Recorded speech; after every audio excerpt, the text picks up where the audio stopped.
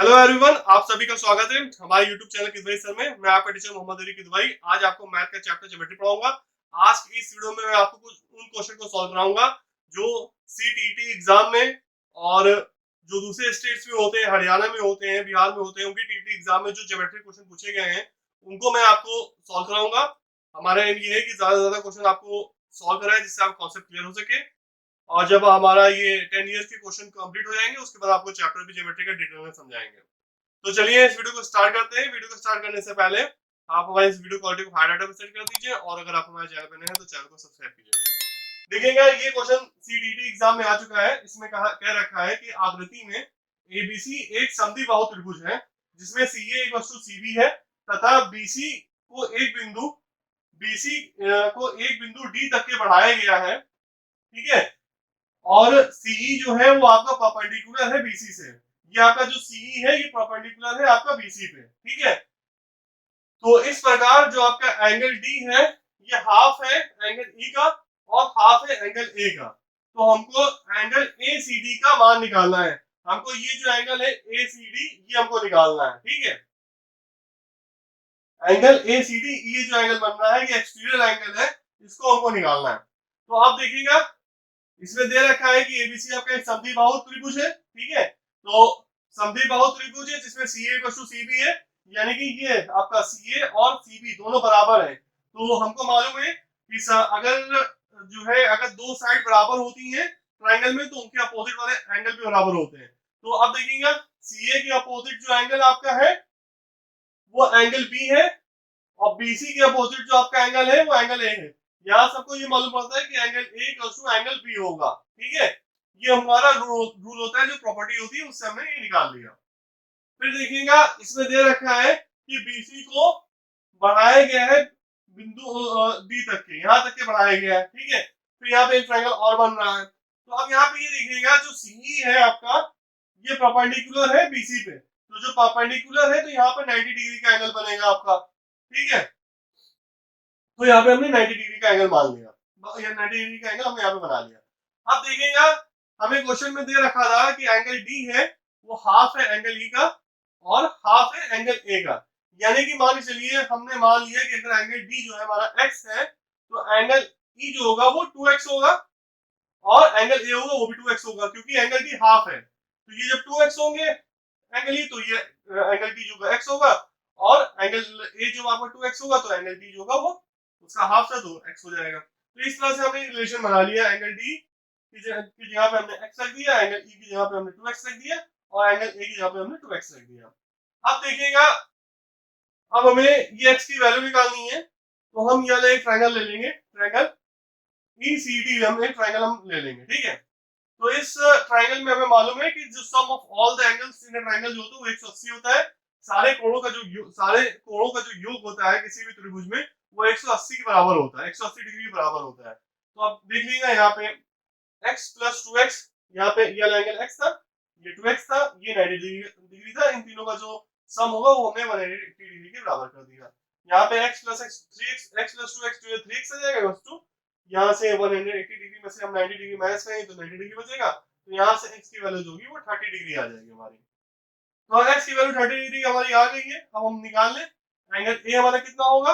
Angle A हमारा 2x था तो 60 हो जाएगा।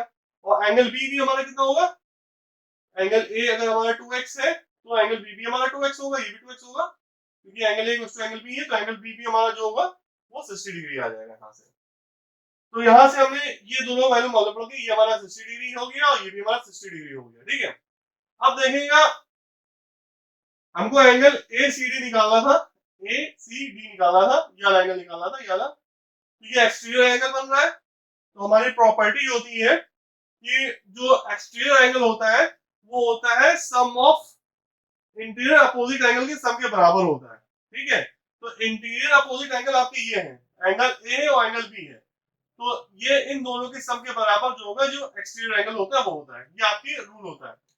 तो अब देखिएगा यहाँ पे हमने angle A plus angle B कर दिया। Sum of interior opposite angle आपके जो थे वो एंगल ए और एंगल बी थे। तो यहाँ पे वैल्यू पुट कर दिया हमने इसकी, 60 प्लस 60 डिग्री कर दिया। तो इसका आंसर जो होगा वो 120 डिग्री हमारा आएगा।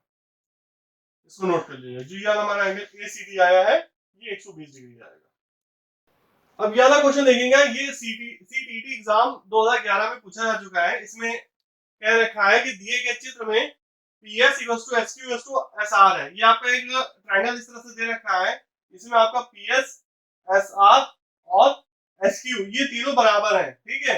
और एंगल SPQ जो आपका है, SPQ ये आपका 54 डिग्री है। तो आपको एंगल X, ये एंगल X जो है ये आपको निकालना है, ठीक है। तो अब देखिएगा, हमको दे रखा था कि ये वाली साइड, ये साइड और ये साइड तीनों बराबर है। तो अब देखिएगा यहाँ पे आप, ये एक तरह का एक समकोण त्रिभुज बन रहा है। तो ये टोटल जो एंगल आपका ये बनता है, ये आपका ये 90 डिग्री का बनता है।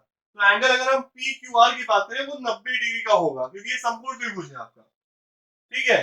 अब देखिएगा हमें जो है ये दे रखा है कि याला एक, आप इस ट्रायंगल की बात करें, PSQ की बात करें, तो इसमें याला साइड आपका और याला साइड दोनों बराबर है, यानी कि PS जो है वो SQ के बराबर है आपका। तो हमको ये मालूम है कि अगर किसी त्रिभुज में दो साइड अगर बराबर होते हैं तो उसके अपोजिट वाले एंगल भी बराबर होते हैं। तो इस साइड के अपोजिट एंगल आपका याला है और इस साइड के अपोजिट आपका एंगल याला है, ठीक है। तो ये दोनों एंगल भी आपके बराबर होंगे, यानी कि आप कह सकते हैं एंगल SPQ याला एंगल और एंगल SQR, ठीक है, या SQP ये कहेंगे याला एंगल आपका, SQP याला एंगल जो आपका है ये दोनों 54 डिग्री होंगे, ठीक है। क्योंकि इस साइड के अपोजिट याला एंगल और इस साइड के अपोजिट याला एंगल जो है दोनों जो है सेम होंगे, क्योंकि दोनों साइड जो है इक्वल है। तो 54 डिग्री हो जाएगा यहाँ पे आपका ये।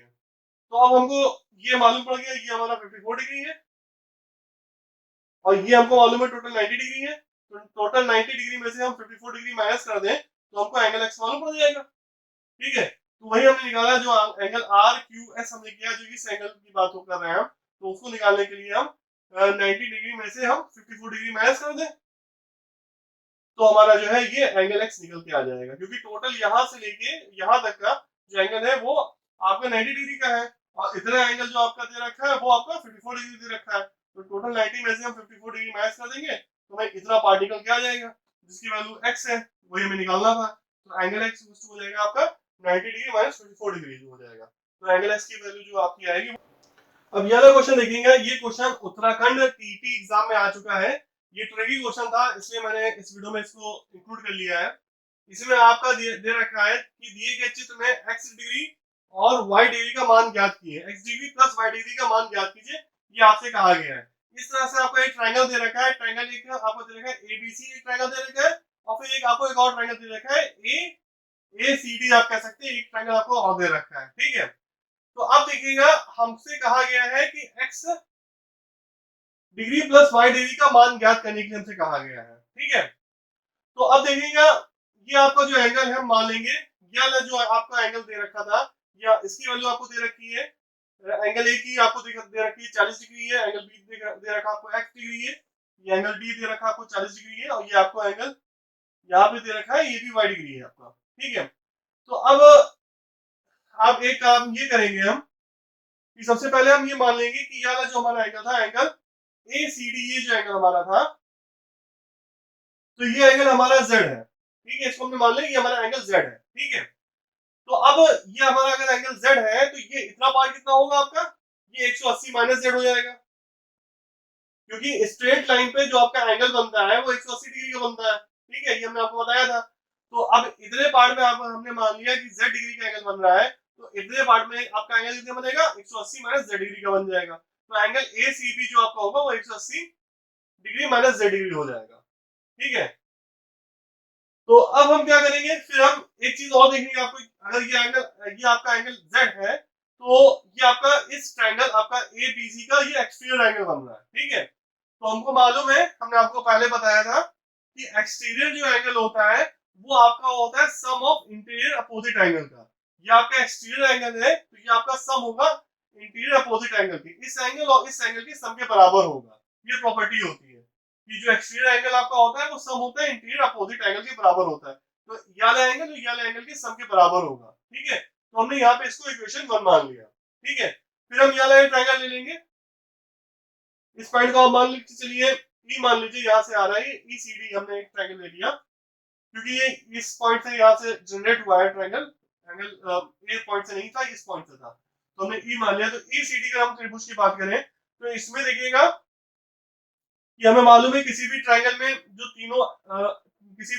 तीनों एंगल का जो सम होता है वो 180 डिग्री होता है, तो y प्लस जेड प्लस 40 जो होगा वो 180 डिग्री बराबर हो जाएगा यहाँ पे। ठीक है, तो यहाँ से हमने z की वैल्यू निकाली, z की वैल्यू आपकी आ जाएगी 180 माइनस y प्लस 40 हो जाएगी। इसको पूरा हम इधर लेके आए, इसको हमने इक्वेशन सेकंड मान लिया। अब देखिएगा दोनों में हमारे इक्वेशन में z आ रहा था, तो अब हमने इस सेकंड इक्वेशन में यहाँ पे z की जगह पे हमने ये वैल्यू पुट कर दी जो हमने फर्स्ट इक्वेशन में निकाली थी, क्योंकि हमें x और y के टर्म में हमें आंसर लाना है, हमें z के टर्म्स में नहीं लाना है। तो अब हम इस वजह से इसको जो है यहाँ पे जो हमारा सेकंड इक्वेशन था इसमें z की जगह पे हमने जो z की वैल्यू निकाली थी x प्लस 40 डिग्री वो हमने यहाँ पे पुट कर दिया यहाँ पे।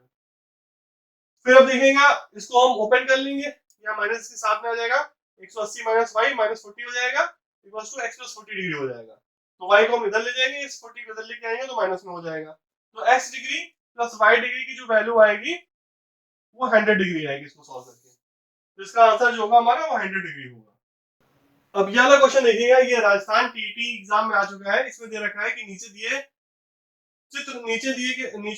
चित्र में त्रिभुज की सर्वसमता का कौन सा प्रतिबंध लागू होता है, कौन सा नियम त्रिभुज का सिमिलरिटी का के लिए आपका लागू होता है। ठीक है, ये आपको दो ट्रायंगल दे रखे हैं, एक ट्रायंगल आपका AEB है और आपका एक ट्रायंगल आपका ECD है। ठीक है, तो आप इस दोनों ट्रायंगल में आप देख लीजिए, जो आपका ये वाला एंगल है एंगल ABE ये वाला एंगल, और आपका एंगल ये वाला एंगल ECD ये वाला एंगल, ये एंगल और ये एंगल, दोनों एंगल आपके 75-75 डिग्री है, दोनों अल्टरनेट एंगल है, तो दोनों सेम होंगे आपके। तो ये वाला एंगल और ये वाला एंगल आपका सेम है, ठीक है, अल्टरनेट एंगल है।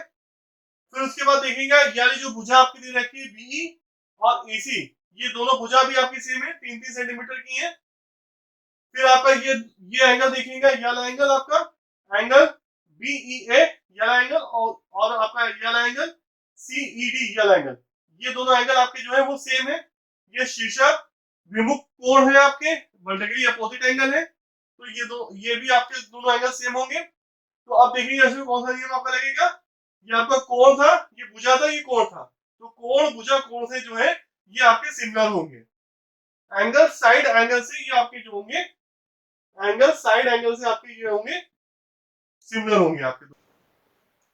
अब यह क्वेश्चन देखेंगे, ये राजस्थान टीटी एग्जाम में आ चुका है। इसमें क्या रखा है कि दिए गए चित्र में कोण अल्फा का मान निकालिए। तो इसमें आपको इस तरह का फिगर दे रखा है आपका, तो एंगल ADB आपका जो है अल्फा है, इसके हमें वैल्यू निकालनी है, और एंगल जो आपका AOB जो है हमको दे रखा है वो 60 डिग्री है।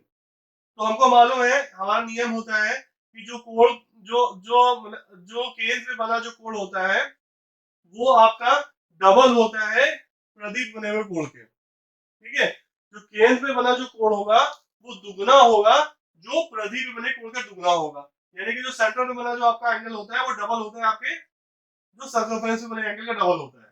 तो अब यहाँ पे हमने हमें जो एंगल AOB होगा ये आपका डबल होगा एंगल ADB के। तो यहाँ पे हमें एंगल ADB निकालना था, तो ये इसके हर में आ जाएगा, एंगल AOB by 2 हो जाएगा एंगल ADB की वैल्यू यहाँ पे आपकी। तो एंगल AOB की जो वैल्यू आपको दे रखी थी वो 60 डिग्री दे रखी थी, हमने यहाँ पे 60 डिग्री रख दिया, 60/2 कर दिया। और एंगल ADB जो आपका है वो अल्फा दे रखा है, तो एंगल ADB की जगह पे हमने अल्फा रख दिया, तो अल्फा की वैल्यू जो आपकी आएगी वो 30 डिग्री आएगी।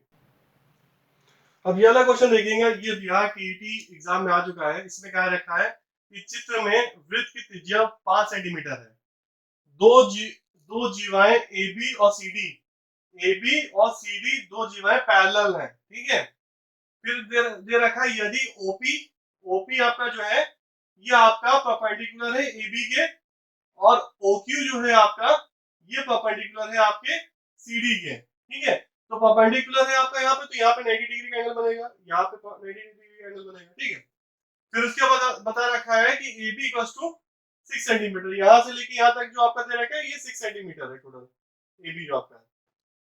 फिर तथा CD जो आपका है वो आपका 8 सेंटीमीटर है। CD जो आपका है ये आपका 8 सेंटीमीटर है यहाँ से यहाँ तक का। ठीक है, फिर हमको कहा गया है कि हमको PQ की लंबाई निकालनी है। ये जो आपका पॉइंट है P और Q, इसकी आपकी जो है आपको लंबाई निकालनी है। ठीक है, हम क्या करेंगे, ये इसका सेंट्रल पॉइंट ओ था, इस ओ से हमने यहाँ से इसको ज्वाइन कर लिया, आपको ओ और ए को हमने ज्वाइन कर दिया, ठीक है। फिर यहाँ से हमने, ये आपका सेंटर ओ था, इससे हमने ये सी पॉइंट को हमने डॉटेड लाइन से ज्वाइन कर लिया। तो आपका ये दो आपके त्रिभुज बन जाएंगे, समकोण त्रिभुज बन जाएंगे। एक आपका त्रिभुज बनेगा ओ ए पी बन जाएगा, और दूसरा आपका त्रिभुज बन जाएगा आपका ओ सी क्यू बन जाएगा, ठीक है। ओ सी क्यू कह लीजिए या ओ क्यू सी कह लीजिए, तीन ये आपके दो त्रिभुज बन जाएंगे, आपके समकोण त्रिभुज बनेंगे, क्योंकि यहाँ पे इसके ऊपर लंब पड़ा है, लंब डाला गया है, तो 90 डिग्री का एंगल बना है, तो ये समकोण त्रिभुज है आपका।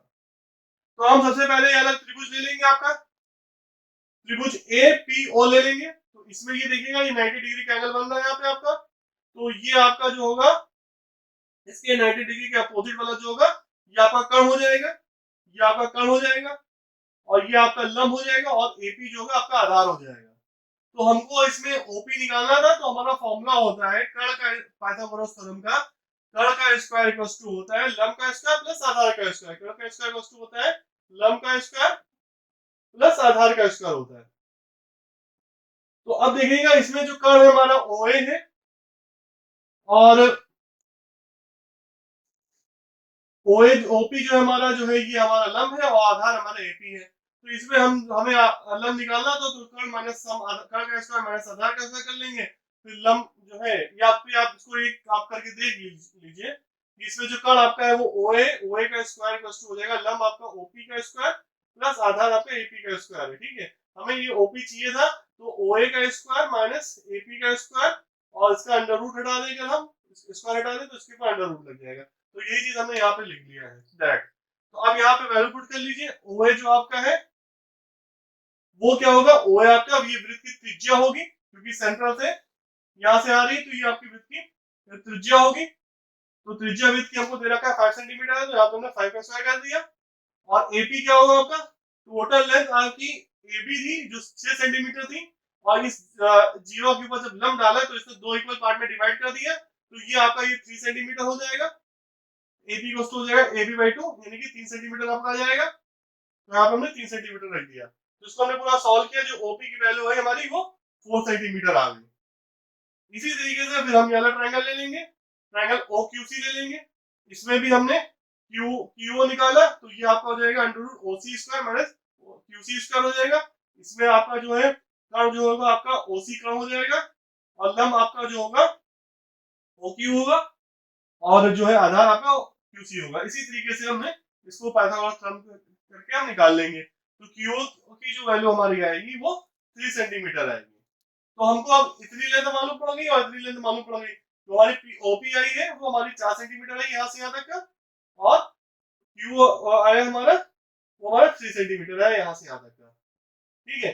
इन दोनों को हम जोड़ देंगे, तो हमारे जो पी क्यू जो होगा वो 7 सेंटीमीटर हमारा आ जाएगा। अब ये वाला क्वेश्चन देखिएगा, ये बिहार टीटी एग्जाम में आ चुका है।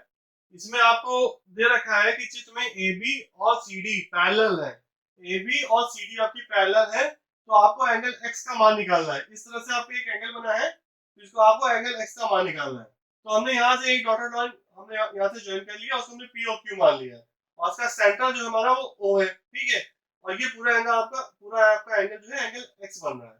तो अब देखिएगा यहाँ पे इस इतने पार्ट में आप देखिए कि इन दोनों लाइन के बीच में देखिए, अगर सी डी और पीक्यू के बीच में देखिए कि ये दोनों भी पैरेलल है, और ये लाइन इसको काट रही है, तो आपका ये वाला एंगल और इतना पार्ट आपका, ठीक है, ये दोनों अल्टरनेट एंगल होंगे। या फिर आप कह सकते हैं एंगल सी एम ओ ये वाला एंगल, और एंगल एम ओ क्यू ये वाला एंगल, इतना एंगल एम ओ क्यू इसका आधा पार्ट, ये दोनों अल्टरनेट एंगल होंगे, ठीक है। और उसकी वैल्यू 55 डिग्री बराबर होगी, क्योंकि ये दोनों लाइन आपकी पैरेलल है, और ये लाइन को काट रही है, तो ये वाला एंगल और ये वाला एंगल जो होगा आपका अल्टरनेट एंगल होंगे। कह सकते हैं आप सी एम ओ ये वाला एंगल और एम ओ क्यू ये वाला एंगल दोनों आपके बराबर होंगे और अल्टरनेट एंगल होंगे, जिसकी वैल्यू 55 डिग्री होगी। इसी तरीके से आपका ये वाला एंगल हुआ ए एन ओ ये वाला एंगल, और आपका ये वाला एंगल होगा एन ओ क्यू ये वाला एंगल, ठीक है। ये दोनों भी आपके सेम होंगे, अल्टरनेट एंगल होंगे, सेम होंगे, क्योंकि पी क्यू और ए बी दोनों पैरेलल है, और ये वाली जो ओएन है इसको काट रही है, तो ये दोनों एंगल आपके अल्टरनेट एंगल हो जाएंगे, ठीक है। तो अब देखिएगा हमको एंगल एक्स निकालना है, तो ये वाला एंगल हाफ और इस दोनों हाफ एंगल को आप जोड़ दीजिए, यानी कि एम ओ क्यू को और क्यू ओ एन को आप जोड़ दीजिए, तो आपको एंगल एक्स की वैल्यू मालूम पड़ जाएगी। तो 55 प्लस 38 डिग्री हम कर देंगे तो 93 डिग्री जो होगा वो एंगल एक्स की वैल्यू। अब ये वाला क्वेश्चन देखिएगा, ये पंजाब के टीटी एग्जाम में आ चुका है। इसमें क्या रखा है कि एक त्रिभुज एबीसी में एंगल ए आपका एक्स है, एंगल बी आपका 3x-2 है और एंगल सी आपका वाई है। तो और आपको ये भी दे रखा है कि angle C minus angle B जो है वो 9 डिग्री के बराबर है। तो एंगल बी का आपको मान निकालना है, ठीक है।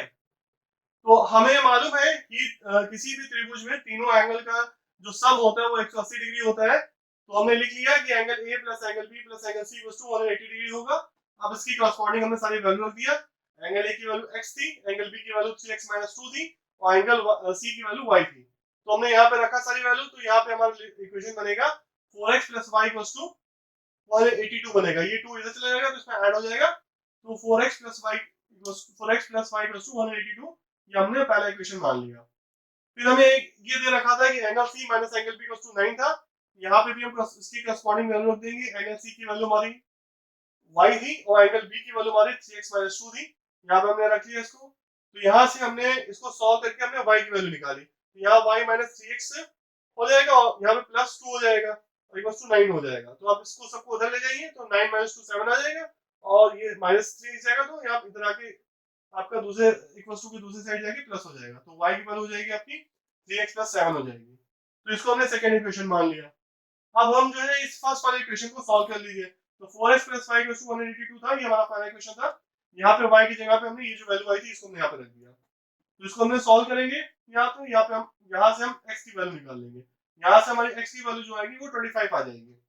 अब हमें एंगल b की वैल्यू निकालनी थी। एंगल b की वैल्यू थी यहाँ पे 3x-2, यहाँ पे x की जगह पे आप 25 रख दीजिए। इसको पूरा सॉल्व कर लीजिए तो आपकी एंगल b की वैल्यू जो आएगी वो 73 डिग्री आएगी।